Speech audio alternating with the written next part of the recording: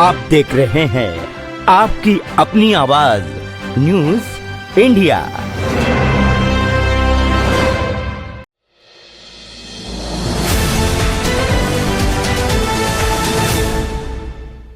बंगाल में सत्ता बदल गई है, लेकिन असली तूफान अब शुरू हुआ है।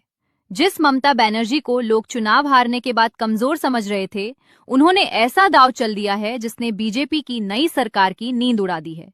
राहुल गांधी, अखिलेश यादव और अब पूरा विपक्ष एक मंच पर आने की तैयारी में दिख रहा है। क्या बंगाल से शुरू होने जा रही है बीजेपी के खिलाफ सबसे बड़ी राजनीतिक लड़ाई?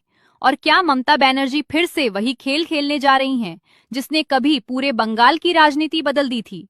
आज की इस रिपोर्ट में ऐसे खुलासे होंगे जिन्हें सुनकर आप भी सोचने पर मजबूर हो जाएंगे, इसलिए वीडियो को आखिर तक जरूर देखिए।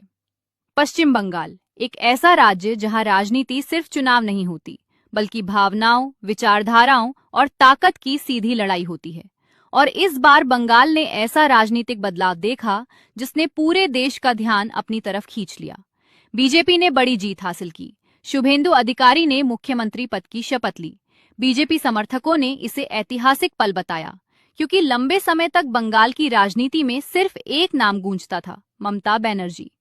लेकिन कहानी यही खत्म नहीं हुई। असल कहानी तो अब शुरू हुई है। नई सरकार बनने के कुछ ही समय बाद ममता बनर्जी अचानक पूरी तरह आक्रामक मोड में दिखाई दी। उन्होंने ऐसा संदेश दिया जिसने साफ कर दिया कि वो सत्ता भले हार गई हों, लेकिन लड़ाई हारने वाली नहीं है। रविंद्रनाथ टैगोर की जयंती के मौके पर ममता बनर्जी ने एक कार्यक्रम रखा, लेकिन इसी कार्यक्रम से बंगाल की राजनीति में नया विवाद शुरू हो गया। ममता बनर्जी ने आरोप लगाया कि रविंद्र जयंती समारोह के लिए जिन जगहों पर अनुमति मांगी गई थी, सरकार ने उन्हें अनुमति नहीं दी। इसके बाद ममता ने अपने ही आवास पर कार्यक्रम आयोजित किया, लेकिन ये सिर्फ एक सांस्कृतिक कार्यक्रम नहीं था। यहीं से ममता बनर्जी ने बीजेपी सरकार के खिलाफ सबसे बड़ा राजनीतिक संदेश दे दिया। कैमरों के सामने खड़ी ममता बनर्जी का अंदाज बिल्कुल बदला हुआ था। चेहरे पर वही पुराना आत्मविश्वास, आवाज में वही आक्रामकता और शब्दों में सीधा हमला। उन्होंने साफ कहा कि बीजेपी की विचारधारा के खिलाफ उनकी लड़ाई जारी रहेगी। और फिर उन्होंने ऐसा ऐलान कर दिया जिसने राजनीतिक गलियारों में हलचल मचा दी। ममता बनर्जी ने पश्चिम बंगाल के सभी विपक्षी दलों से एकजुट होने की अपील कर दी। यानी अब लड़ाई सिर्फ टीएमसी बनाम बीजेपी की नहीं रहने वाली, बल्कि पूरे विपक्ष बनाम बीजेपी बनने की तैयारी में दिखाई दे रही है। अब यहाँ सबसे बड़ी बात समझिए, राजनीति में हारने के बाद ज्यादातर नेता शांत हो जाते हैं, लेकिन ममता बनर्जी का अंदाज बिल्कुल उल्टा दिखाई दे रहा है।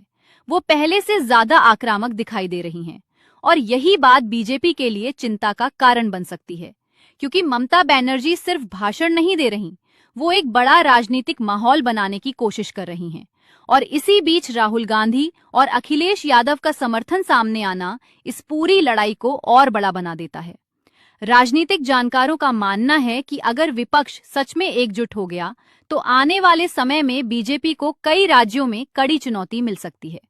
अब सवाल ये उठता है कि क्या बंगाल से शुरू हो रही ये रणनीति पूरे देश की राजनीति बदल सकती है? देखिए, बीजेपी इस समय देश की सबसे मजबूत पार्टी मानी जाती है, लेकिन राजनीति में सबसे बड़ा हथियार होता है माहौल। और ममता बनर्जी वही माहौल बनाने की कोशिश करती दिखाई दे रही हैं। उनका पूरा फोकस अब एक ऐसी छवि बनाने पर है जिसमें वो खुद को बीजेपी के खिलाफ सबसे मजबूत चेहरे के रूप में पेश कर सकें। और अगर विपक्ष के बाकी दल भी उनके साथ मजबूती से खड़े हो जाते हैं, तो ये लड़ाई सिर्फ बंगाल तक सीमित नहीं रहने वाली। यही कारण है कि अब सोशल मीडिया से लेकर राजनीतिक गलियारों तक सिर्फ एक ही चर्चा हो रही है, क्या ममता बनर्जी फिर से बड़ा राजनीतिक खेल खेलने जा रही हैं? कुछ लोग कह रहे हैं कि बीजेपी अब बंगाल में मजबूत हो चुकी है और ममता के लिए वापसी आसान नहीं होगी। लेकिन दूसरी तरफ ममता समर्थकों का कहना है कि बंगाल की राजनीति में ममता को कम आंकना सबसे बड़ी गलती हो सकती है। और सच कहें तो इतिहास भी यही बताता है, क्योंकि ममता बनर्जी उन नेताओं में से हैं जो जितना दबाव बढ़ता है, उतना ज्यादा आक्रामक होकर वापसी करती हैं। अब आने वाले दिनों में बंगाल की राजनीति और ज्यादा गर्म होने वाली है।